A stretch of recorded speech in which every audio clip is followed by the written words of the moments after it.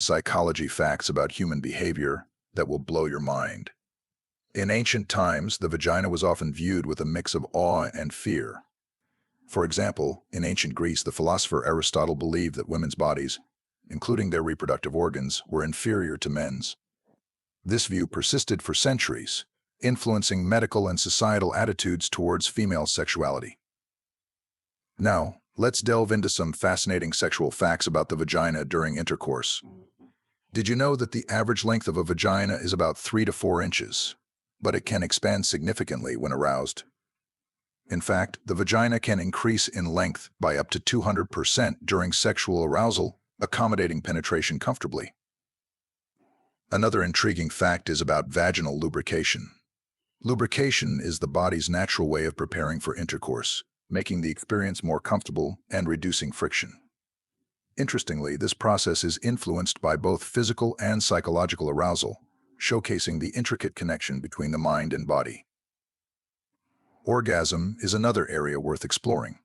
While many women can achieve orgasm through clitoral stimulation, vaginal orgasms are also possible, though less common. In fact, only about 18% of women can reach orgasm through vaginal penetration alone.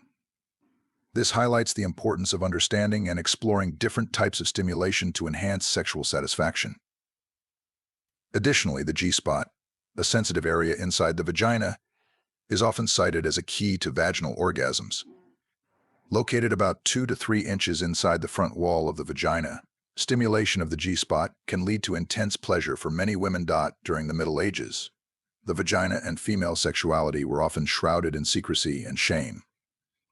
The church played a significant role in shaping attitudes, often promoting the idea that sex was solely for procreation and that female pleasure was sinful. This led to a lack of scientific inquiry and understanding of female anatomy and sexual health. The 19th and early 20th centuries saw some progress, but misconceptions still abounded. For instance, the infamous wandering womb theory suggested that the uterus could move around the body, causing various ailments. This bizarre theory persisted for centuries, illustrating the deep-rooted misunderstandings about female anatomy. It wasn't until the mid-20th century that significant strides were made in understanding the vagina and female sexuality.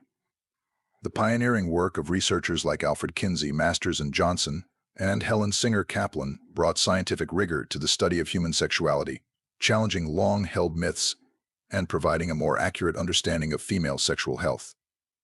In today's world, we have a much more enlightened understanding of the vagina and female sexuality. Education and open discussions about sexual health are more prevalent, empowering women to understand their bodies better and take control of their sexual health. Modern science recognizes the vagina as a complex and dynamic part of the body, capable of incredible changes and adaptations.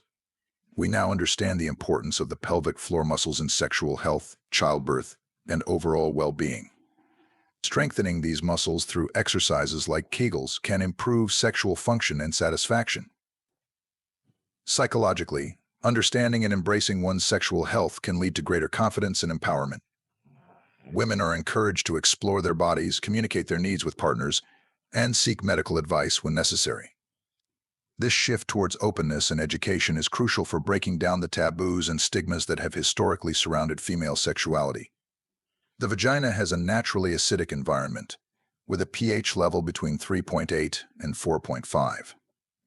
This acidity helps protect against infections by maintaining healthy bacterial flora. Disruptions to this balance, such as from douching or using scented products, can lead to infections like bacterial vaginosis. Good hygiene practices are essential for maintaining vaginal health. It's important to wash the external genital area, the vulva, with mild, unscented soap and water. However, the vagina is self-cleaning and does not require internal cleansing. In many ancient cultures, the vagina and female sexuality were revered. For instance, in Hinduism, the yoni vagina is considered a symbol of divine feminine power and creativity. Ancient fertility rituals often involved honoring the yoni. In Western cultures, the vagina has often been a source of taboo and discomfort. The Victorian era, in particular, saw a rise in modesty and the suppression of female sexuality. Women were expected to be chaste and reserved, and discussions about the vagina were considered inappropriate. The feminist movements of the 20th and 21st centuries have worked to reclaim and celebrate female sexuality. Initiatives like the Vagina Monologues by Eve Ensler have played a significant role in breaking the silence and promoting open discussions about women's sexual health and experiences. Positive sexual health and a good understanding of one's body can significantly boost self-esteem and body image. Women who feel confident about their vaginal health and sexuality tend to have higher self-confidence and a better overall sense of well-being. Historically, the vagina has been depicted in various forms of art, from ancient sculptures and paintings to modern art installations. These representations often carry symbolic meanings related to fertility, power, and femininity. Women who feel confident about their vaginal health and sexuality tend to have higher self-confidence and a better overall sense of well-being. Vaginal tightness varies naturally among women and can change over time due to factors like childbirth, hormonal changes, or aging. It is not an indicator of sexual activity or virginity. Vaginal discharge is normal and can vary in consistency and color throughout the menstrual cycle. It serves as a natural lubricant and helps to keep the vagina clean. During the Middle Ages in Europe, attitudes towards sex became more conservative, influenced by the Christian Church, which promoted abstinence outside of marriage and viewed sex primarily for procreation. The vagina was seen as a sexual tool for men worthy of women. Despite this, there were still practices and beliefs about sexuality that persisted, often in secret or within specific cultural contexts. The Victorian-era 19th century in Britain and other Western countries was characterized by strict moral codes regarding sexuality, emphasizing chastity and modesty. However, there was also a fascination with sex, leading to the production of erotic literature and the study of human sexuality by figures like Sigmund Freud. The vagina was often depicted in art and literature as a symbol of fertility and life. The Egyptian goddess Isis was sometimes associated with fertility and motherhood, emphasizing the importance of female reproductive health. Greek mythology and medical texts often discussed female anatomy. Hippocrates and other early physicians made observations about the female reproductive system, although many of their ideas were based on limited understanding and speculation. The vagina was sometimes viewed through the lens of humorism, with imbalances in bodily fluids thought to affect women's health. The vagina and female sexuality were often shrouded in mystery and taboo. The influence of the Christian Church led to views that emphasized modesty and chastity. Medical knowledge stagnated, and many beliefs about the female body were based on superstition and religious doctrine rather than scientific understanding. Hippocrates, often referred to as the father of medicine. Hippocrates made early observations about the female reproductive system, although many of his ideas were later proven incorrect.